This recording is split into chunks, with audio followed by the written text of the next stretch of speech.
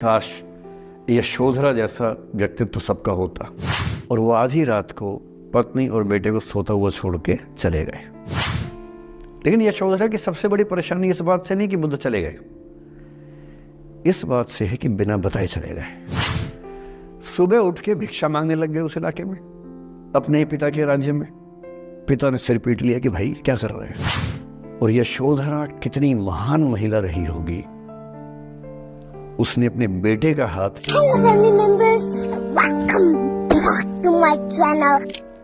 हमेशा दूसरे के पर्सपेक्टिव से भी सोच के देखिए कि उसको ऐसा क्यों करना पड़ा। क्या पता कोई मजबूरी हो, कभी कभी होती है।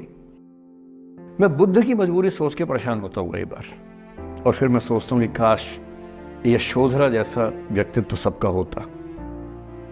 बुद्ध की रियल कहानी क्या है शायद किसी को नहीं पता। मैं जिस कहानी की बात कर रहा हूँ, मैथिली शरण गुप्त नाम के एक बड़े प्रसिद्ध कवि ने यशोधरा नाम की पुस्तक में वो कहानी लिखी है, भूमिका में जिक्र किया। बुद्ध बचपन से ही थोड़े से वैरागी किस्म के व्यक्ति थे। उनकी कुंडली देख के एक ज्योतिषी ने बताया भी था। माता पिता बहुत परेशान थे, शुद्धोदन उनके पिता का नाम था। माता पिता ने बहुत कोशिश की कि इस बच्चे का मन विरक्त न हो। अच्छा महल बनवाया, सारी सुविधाएं दी।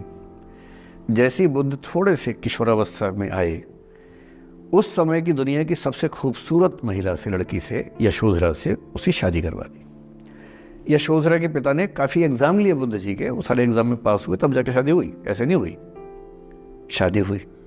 तो बुद्ध भी ठीक था, रमे रहे उस जीवन में। बेटा हुआ उनका राहुल। अब बुद्ध की विरक्ति का भाव बढ़ता जा रहा था।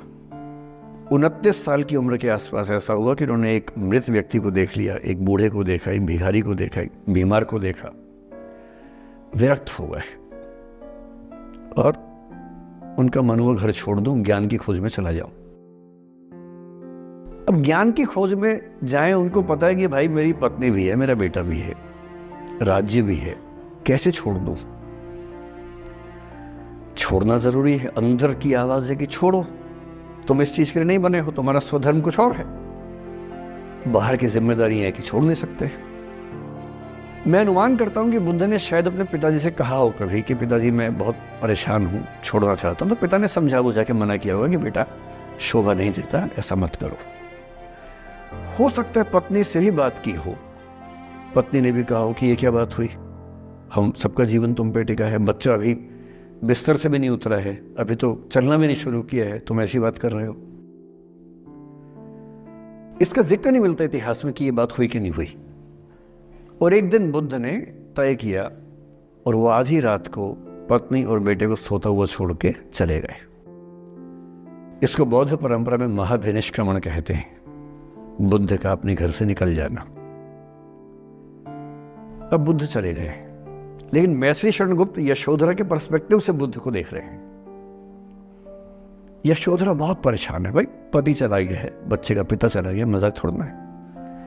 राजा परेशान है कि उनका उत्तराधिकारी चला गया है। यशोधरा इतनी परेशान है, बहुत लंबे समय तक छंद आते रहते हैं कि वो कितनी बेचैन है, कितनी परेशान है। लेकिन यशोधरा की सबसे बड़ी परेशानी इस बात से नहीं कि बुद्ध चले गए, इस बात से है कि बिना बताए चले गए, भरोसा नहीं किया। और वो अपनी सहेली से कहती है, सिद्धि हेतु स्वामी गए, यह गौरव की बात। मुझे गर्व है कि मेरा पति इतने महान काम के लिए गया है। सिद्धि हेतु स्वामी गए, यह गौरव की बात, पर चोरी चोरी गए, यही बड़ा व्याघात। सखी सखी वो मुझसे कहकर जाते, कह तो क्या वो मुझको अपनी पथ बाधा ही पाते। क्या मैं रास्ता रोकती उनका? उसके मन में ये मलाल है कि बिना बताए चले गए। वो इस भाव को लेट गो नहीं कर पा रही है, परेशान है। फिर बुद्ध को ज्ञान मिला 6 साल की तपस्या के बाद, बोधगया में बोधि वृक्ष के नीचे ज्ञान मिला। बात फैल गई।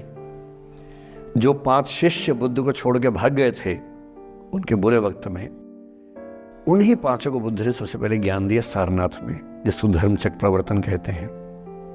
बुद्ध की ख्याति बढ़ने लगी। शुद्धोदन ने बुद्ध के पास, अपने बेटे के पास कई लोगों को भेजा ये कहने के लिए कि भाई यहां भी तो आओ, हमसे भी तो मिलो। बुद्ध का ऐसा प्रताप था कि जो उनके पास जाता वो बुद्धम शरणम गच्छामि हो जाता, वापस ही नहीं आता। तो फिर शुद्धोधन ने बुद्ध के बचपन के एक दोस्त को ये कह के भेजा, भैया मैं जानता हूं तुम वापस नहीं आओगे, पर प्रभावित होने से पहले बोल देना कि पापा याद कर रहे थे। तो वो गया, उससे वायदा निभाया, हो तो गया, बुद्ध के संग में दीक्षित हो गया, पर वायदा निभा दिया। तो बुद्ध ने कहा जरूर जाऊंगा, पिताजी की आज्ञा है तो जाऊंगा ही जाऊंगा। बुद्ध पहुंचे अपने कपिलवस्तु, जो अपना इलाका था वहां पहुंचे। पूरे कपिलवस्तु में, नेपाल सिद्धार्थनगर से नेपाल जाएंगे तो नेपाल बॉर्डर पे कपिलवस्तु है, मैं देखने गया था वो जगह जहां बुद्ध पैदा हुए थे, बड़ा सुंदर स्थान है, आप भी जाकर देखें कभी। तो बुद्ध पहुंचे रात को, एक धर्मशाला में रुके। अब वहां हल्ला मच गया कि राजा का बेटा धर्मशाला में। बुद्ध ने कहा भाई मैं देखो राजा का बेटा बन के नहीं आया हूं, मैं बुद्ध बन के आया हूं। सुबह उठ के भिक्षा मांगने लग गए उस इलाके में, अपने ही पिता के राज्य में। पिता ने सिर पीट लिया कि भाई क्या कर रहे हैं। फिर बुद्ध ने सूचना भिजवाई कि मैं बुद्ध हूं, बेटा हूं संयोग से, ठीक है मैं आ रहा हूं मिलने के लिए, पर मैं बुद्ध होके आया हूं, मेरी चर्या है, नियम है, मैं भिक्षा से ही जीवन जीता हूं। ठीक है, पिताजी ने कहा चल कोई बात नहीं। फिर बुद्ध गए पिता से मिलने, पिता से मिले, सबसे मिले, भरी सभा में, लेकिन यशोधरा नहीं आई मिलने के लिए, लेट गो नहीं कर पा रही थी। उसके मन में दर्द था, छुप के क्यों गया, बता के जाता।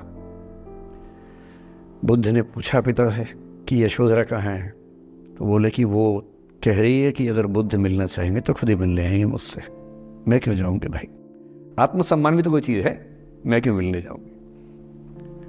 तो बुद्ध मिलने गए। सोचिए कमरे में यशोधरा बैठी है, राहुल साथ में। अब राहुल थोड़ा सा बड़ा हो गया है, 6-7 साल का है। बुद्ध गए हैं। अब आपके मन में आ रहा है कि बुद्ध वहां जाके बोलेंगे सॉरी मैंने गलत किया, I hurt you, I really feel sorry. बुद्ध है वो बुद्ध है। वहां जाके क्या बोल रहे पता है, भिक्षाम देहि, भिक्षा दो।